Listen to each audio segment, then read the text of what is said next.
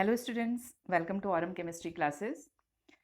In the previous lecture, we have discussed lattice points, crystal lattice, unit cells and types of unit cells.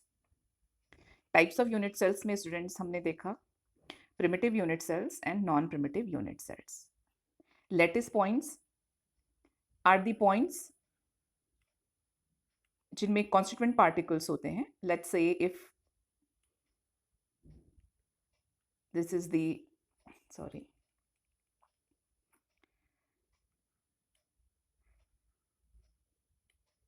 if this is a structure,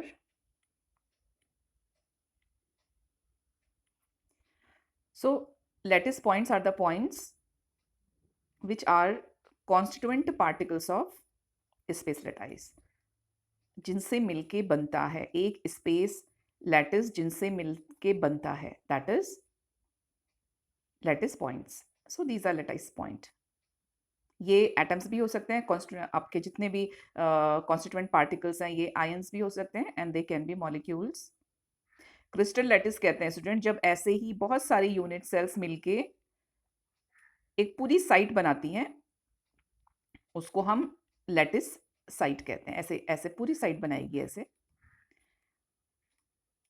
3D में, उसको हम crystal lattice कहते हैं या space lattice भी कहते हैं. Space lattice को रिपीट करने वाला जो स्मॉलेस्ट यूनिट होती है, जैसे ये वाला जो पार्ट है स्मॉलेस्ट यूनिट, इसको हम यूनिट सेल कहते हैं.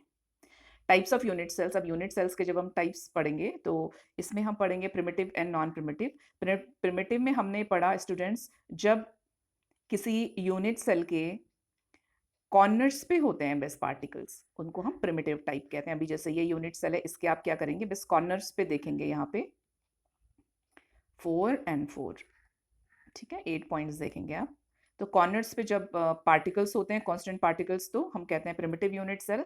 और अगर अदर देन कॉर्नर, मतलब सेंटर में होते हैं, फेसेस पे होते हैं, एंड्स पे होते हैं, तो हम उनको नॉन प्रिमिटिव और सेंटर्ड यूनिट सेल कहते हैं. तो this is all about previous lecture. और अगर आपने नहीं देखा है तो मैं लिंक कमेंट सेक्शन में पेस्ट कर देती हूँ और मैं डिस्क्रिप्शन बॉक्स में भी करती हूँ, तो आप प्लीज़ वहाँ जाके देखेंगे. So students, in this video we are covering number of atoms per unit cell, all types of आपके यूनिट सेल्स में. तो यहाँ पे जो हम कवर करने वाले हैं वो करेंगे हम सिंपल क्यूबिक यूनिट सेल. तो एक तो हम कवर करेंगे सिंपल क्यूबिक यूनिट सेल,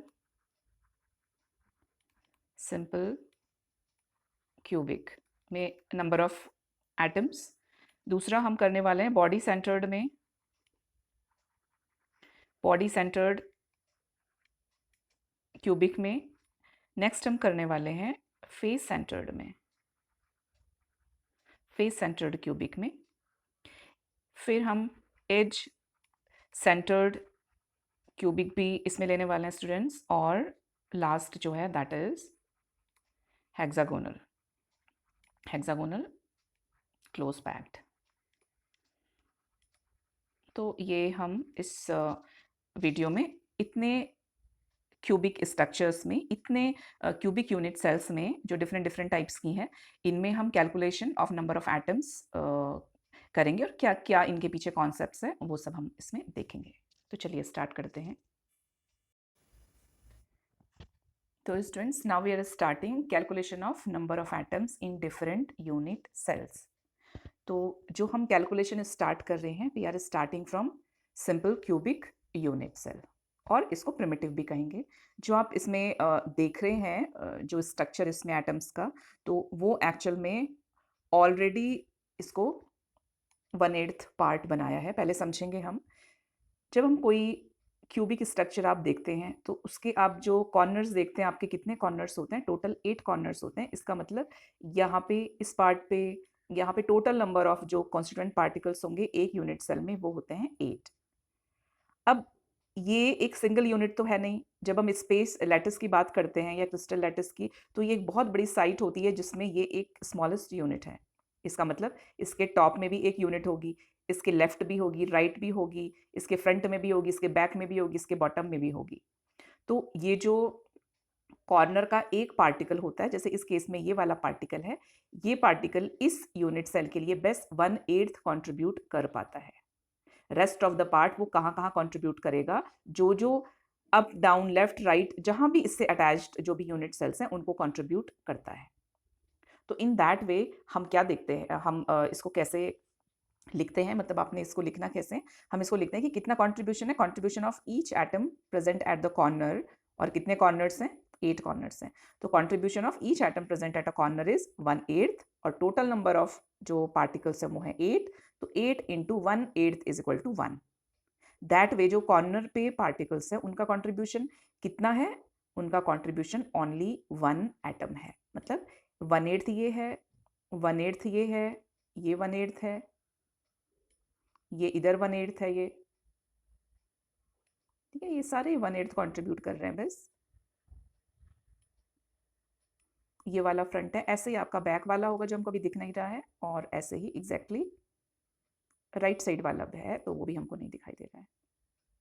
ठीक है, तो थोड़ा इमेजिनेशन इसमें हमको यूज करना है। सो सिंपल क्यूबिक के लिए हम लिखेंगे कि जो इसका कंट्रीब्यूशन है वो कैसा है, तो आप इसमें लिखेंगे contribution of each atom present eight corner, contribution कितना है स्टूडेंट्स, कॉर्नर के एटम्स का 1/8, ठीक है, और और कितने कॉर्नर्स हैं यहाँ पे, 8 हैं, तो हम कहेंगे टोटल नंबर ऑफ एटम्स कितने होंगे इसमें, टोटल नंबर ऑफ एटम्स जो होंगे वो 8 कॉर्नर हैं, और इसमें जो ईच कॉर्नर इज कंट्रीब्यूटिंग 1/8, तो टोटल नंबर ऑफ एटम्स होंगे स्टूडेंट वो 1 आएगा। मीन सिंपल क्यूबिक में जो टोटल नंबर ऑफ एटम है हम उसको 1 कहेंगे, आप समझ रहे हैं ना, 1/8 1/8 1/8 1/8 8 टाइम्स, तो वो 1 होगा। तो ये आपको याद भी रखना है, इसको लर्न करना है, कंट्रीब्यूशन। नेक्स्ट है स्टूडेंट बॉडी सेंटर्ड क्यूबिक। अब बॉडी सेंटर्ड क्यूबिक में देखिए, अभी सिंपल क्यूबिक के कॉर्नर्स का तो आपको अभी हमने क्लियर कर दिया कि कॉर्नर्स में 8 कॉर्नर्स होते हैं, and each corner particle is contributing 1/8 to the unit cell. इस यूनिट सेल को इसका कंट्रीब्यूशन इज ओनली 1/8। तो बॉडी सेंटर्ड में हम कैसे लिखेंगे, बॉडी सेंटर्ड में हमको दोनों चीजें लिखनी है, एक तो कॉर्नर्स का लिखना है और एक बॉडी के सेंटर में। अब आप देख रहे हैं बॉडी के सेंटर में एक पार्टिकल है, तो ये जो पार्टिकल है ये खुद को कितना शेयर कर रहा है इसके लिए, इस यूनिट सेल के लिए कंप्लीट शेयरिंग कर रहा है, मीन्स 100%। तो एक तो ये पार्टिकल हो गया जो कि बॉडी के सेंटर में है, ठीक है, तो इसका कंप्लीट कंट्रीब्यूशन है, और एक हो गया हमारा जो कॉर्नर पे है। तो अगेन हम यहाँ पे लिखेंगे contribution of corners is equal to 1/8, और कितने हैं, 8 हैं, तो टोटल नंबर हो गया ये 1 कॉर्नर्स का। अब यहाँ पे लिखेंगे contribution of body centred is equal to 1, ठीक है, सॉरी यहाँ पे स्पेस नहीं है तो मैं यहाँ पे लिख देती हूँ। तो बॉडी सेंटर्ड के केस में हम टोटल पार्टिकल्स 1, तो कॉर्नर के कंट्रीब्यूशन से आएंगे, +1 बॉडी सेंटर्ड का कंट्रीब्यूशन आएगा 2, तो total number of particles in body centred कितने हैं, 2 हैं, ठीक है। तो सिंपल क्यूबिक में कितना हो रहा है आपका पार्टिसिपेशन 1 का, बॉडी सेंटर्ड में कितना पार्टिसिपेशन है स्टूडेंट, 2 का, मीन्स 1 कॉर्नर से आया और 1 ये बॉडी के बीच से आया, तो लिखना हमको इसको ऐसे है। Now this is face centred cubic. So in face centred cubic आप देख रहे हैं कि पार्टिकल्स अदर देन कॉर्नर्स कहाँ पे हैं, ये फेसेस पे हैं। आप देखिए दिस इज द फेस, ये वाला फेस है, तो एक पार्टिकल देखो यहाँ पे है, ठीक है, इसके ऑपोजिट एक फेज ये है, तो एक पार्टिकल यहाँ पे है। सेम वे एक फेज इस तरफ है, लेफ्ट साइड, राइट साइड, और एक स्टूडेंट्स बैक में है, आप देख रहे हैं यहाँ पे बैक में है, और ये फ्रंट में है, ये हमारी तरफ है, ठीक है। तो आप इसमें देख पा रहे हैं कि यहाँ पे फेसेस पे भी पार्टिकल्स हैं, तो जो फेसेस के पार्टिकल्स हैं एक बार फिर से मार्क कर देते हैं, up and down, left and right, और ये फ्रंट में है और बैक वाला जो है उसको ब्लैक कलर कर देते हैं, ये है बैक वाला, ठीक है, ये बैक में है।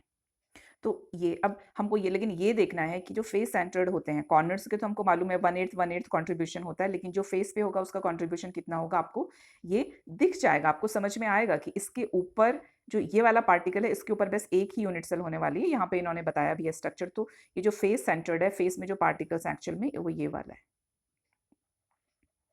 ठीक है।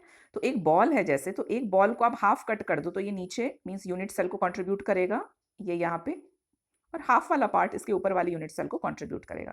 तो फेस सेंटर्ड में जो फेसेस में है वो क्या कर रहे हैं, वो हाफ कंट्रीब्यूशन कर रहे हैं। तो इसको हमने जो लिखना है, अगर आपके एग्जाम में आता तो हम इसको ऐसे लिखेंगे कि 8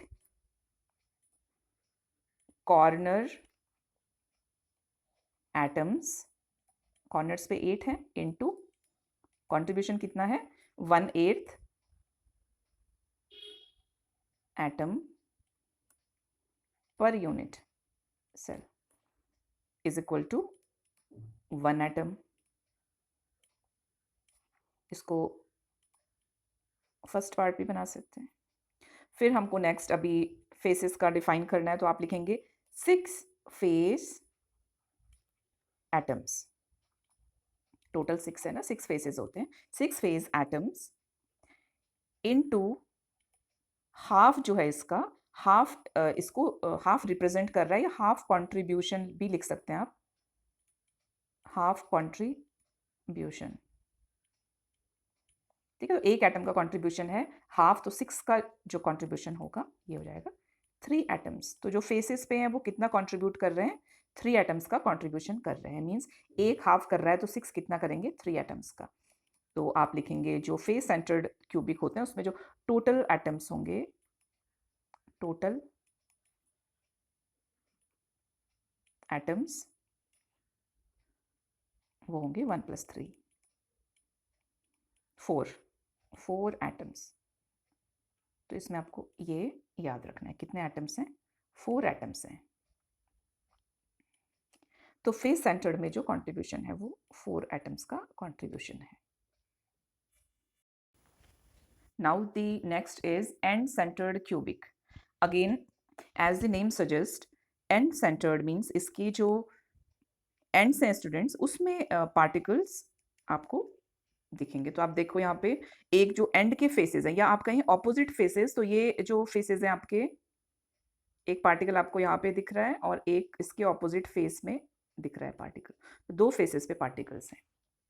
इसमें भी सेम जैसे फेस सेंटर्ड में था, इसको एंड फेस सेंटर्ड भी कहते हैं, तो आप कंफ्यूज नहीं होंगे, और end centred cubic unit cell भी कहते हैं, same end face centred cubic unit cell और end centred cubic unit cell. तो इसमें भी आप देखेंगे कि एक जो पार्टिकल है उसका कंट्रीब्यूशन कितना होगा, उसका कंट्रीब्यूशन यूनिट सेल के लिए हाफ होगा, क्योंकि ये हाफ कंट्रीब्यूट कर रहा है, मतलब हाफ ये ऊपर के लिए करेगा, हाफ ये अंदर के लिए कंट्रीब्यूट करेगा। तो अगेन इट्स सिंपल, आप इसमें जो नंबर ऑफ पार्टिकल जब कैलकुलेट करेंगे तो हम लिखेंगे कि जो कॉर्नर्स की हम बात करेंगे, तो 8 corners atoms, 8 corner atoms into 1/8 atoms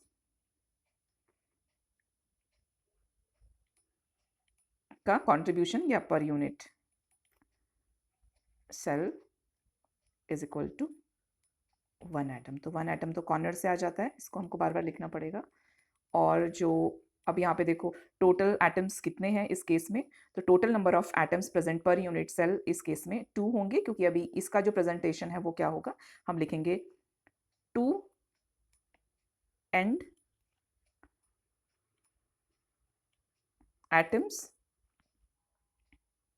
into half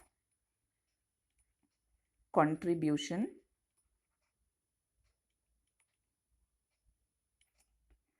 is equal to 1 atom. तो इसमें जो टोटल एटम प्रेजेंट होगा वो 2 होगा, total atom present is equal to 1 + 1 = 2 atoms. तो जो एंड सेंटर्ड क्यूबिक है उसमें कितने कैलकुलेट होके आए? 2 एटम्स इसमें कंट्रीब्यूशन होगा। So the next is edge centred cubic. तो सबसे पहले ये देखेंगे हम कि कितने एजेस होते हैं एक यूनिट सेल में। आप कितने एज देख रहे हैं? देर आर 12 एजेस, मीन्स ये है 1, ये है 2, ये 3, 4, 5, 6, 7, 8, 9, 10, 11 एंड 12।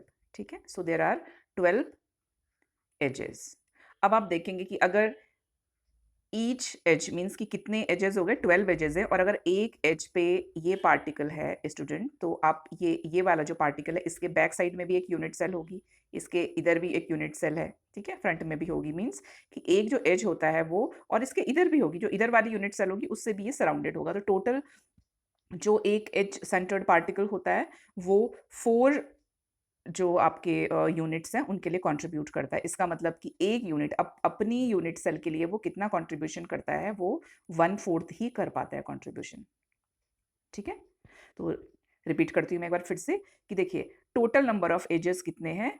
12 हैं। तो इसका मतलब 12 एजेस पे अगर हम एज सेंटर्ड पढ़ रहे हैं तो इसका मतलब 12 एजेस पे पार्टिकल्स होंगे। जैसे इसमें भी ये ड्रॉ किया हुआ, देखो 12 एजेस पे 1 2 3 4 5 6 7 8 9 10 11 12। ठीक है, तो 12 पार्टिकल्स होंगे।